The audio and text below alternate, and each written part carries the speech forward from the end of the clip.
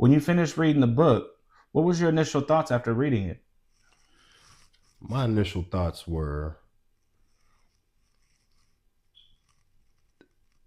me, specifically just me, I learned that this man went through a whole bunch of stuff that the common man wouldn't be able to deal with. Right.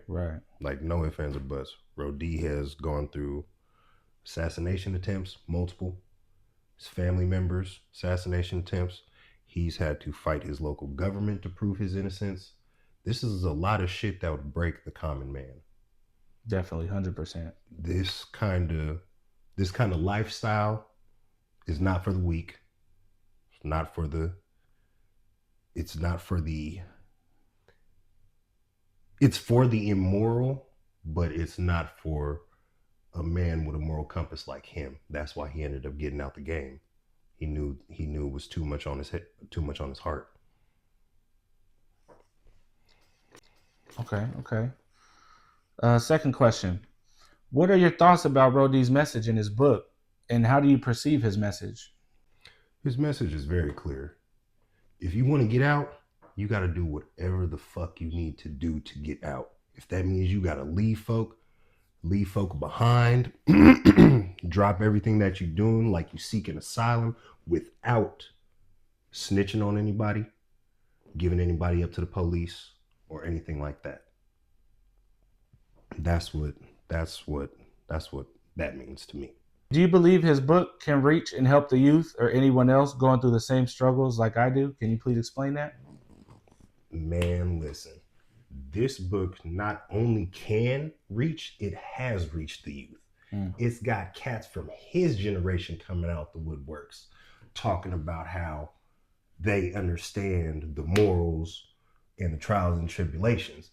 Because we know, majority of the folks who have read this book now were once people that pointed their finger at that man. Him. I know there's people that are reading this book right now that have called him a devil. Probably not to his face, but have talked shit behind his back. And now they're realizing, like, damn, this brother was just like me. But because of my jealousy and my insecure ways, I almost got this brother. I looked at this brother and I shunned him away. Can you explain your thoughts on how Ro-D felt about religion after reading about it in the book, and do you agree with it? Now that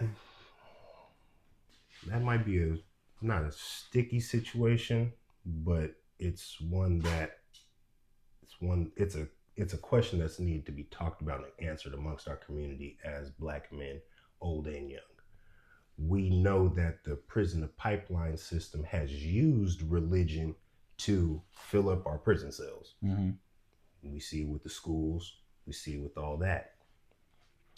Ro-D has been raised in church. He knows right from wrong. His moral compass has always been there. But he has been conscious enough since his youth to know that this shit that we're listening to in this Bible that we got now, it's butchered, and it keeps the community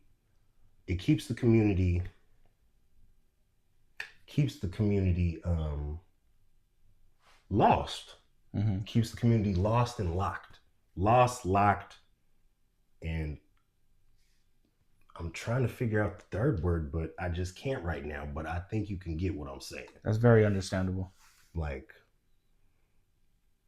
when we talk about religion, bro, if we really gonna talk about religion,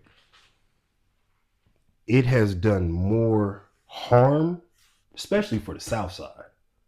Those churches, our churches, harbor more folks that have done more harm to our community than anywhere else. And Ro-D has every right to stand on what he stands on, pertaining to not following it.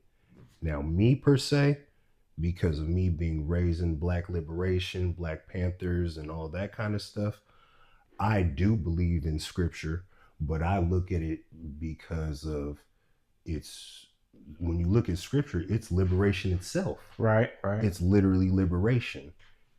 So I agree with him in a lot of his aspects, But me personally, I follow scripture. Mm-hmm. So Okay, information right there, man. I think a lot of people will be able to take that and really do something with it, man. one thing that Black liberation has taught me about scripture, and not just scripture, even the Quran too, Black liberation has taught me that scripture is the greatest liberation story, man. Mm-hmm. Greatest liberation story. But that's another conversation for another day, brother. Oh, yeah. I like where you're going, man. I like where you're going. Excuse me. What are your thoughts on the street life mindset and how it can easily influence someone?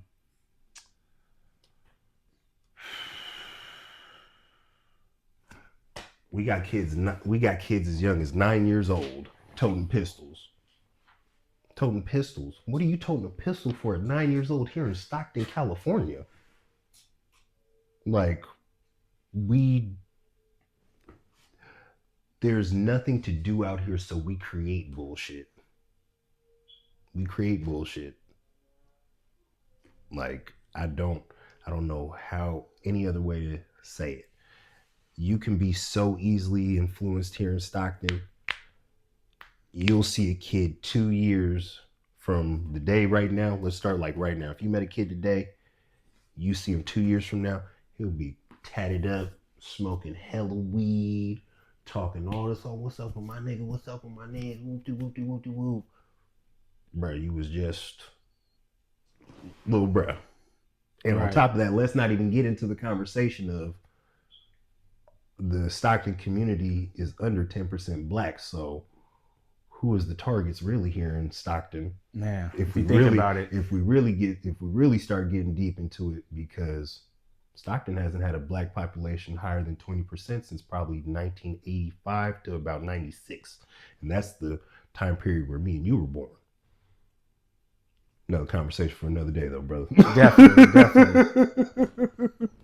In your opinion, from reading the book, what chapter did you relate to the most, and what chapter taught you the most, and why? Chapters 30, 33 and 34. Mm-hmm.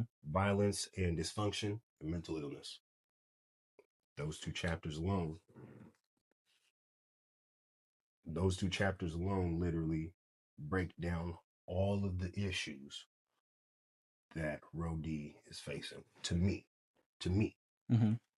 And the reason why I say that is because the titles are self-explanatory. Violence and dysfunction. When you have to sell dope, what are the only two things to make sure that it works properly? Violence and dysfunction. And then what comes with after selling the dope from your clientele? Mental illness, because of the drugs that are being ingested and the other chemicals. Mm-hmm. So I learned just from those two chapters that as a man,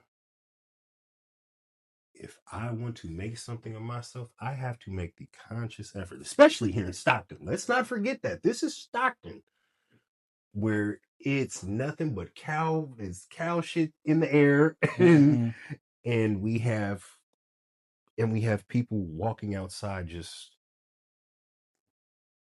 going crazy, just literally crazy. Let us not also forget that Stockton was home to like 3 of the biggest mental hospitals too. Really didn't know that. The California Conservation Corps building over there going towards the east side, that was one of them. I think one of the old hospitals was another one, and then I can't remember the third. Okay. But it's very serious, bro. If y'all can, do the research on the third. It's out there. Okay, last one before I let you go, man. You ready? What would be some words of advice that you can give to young people that might be struggling?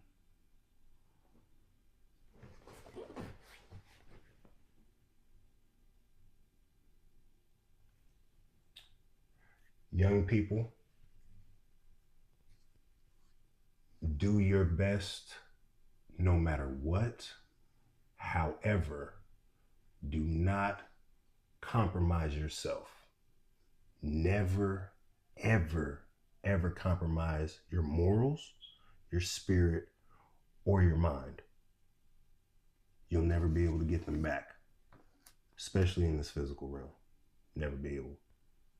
You think you'll be able to walk around, oh yeah, I did all this, did all that. You always have that on your back. You always have to look over your shoulder.